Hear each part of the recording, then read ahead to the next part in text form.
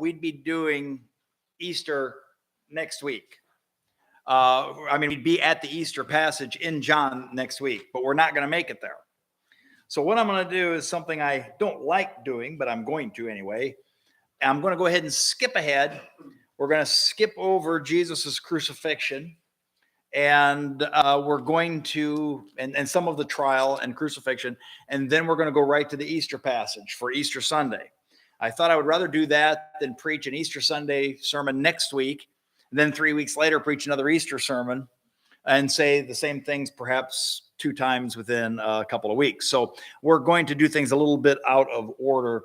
But today we're going to continue on in chapter 18, finish up this chapter today, verses 28 through 40. Now let's just read down to verse 32, but we will exposit everything down to verse 40 and see what we have here with Jesus before Pontius Pilate.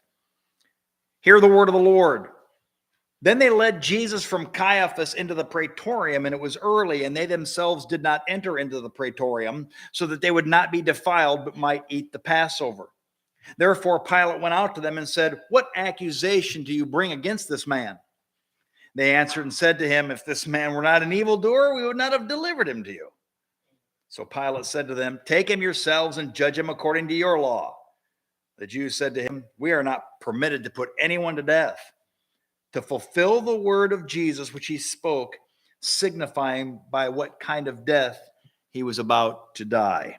Let's have a word of prayer together. Father in heaven, we just sang about your grace untold, your mercy and your love unfathomable, and how grateful we are that we have a God of such love who could have left us in our state of sin, but instead sent us a Redeemer, a Savior, a Messiah, a Christ, who bought us with his own blood and made us part of his kingdom.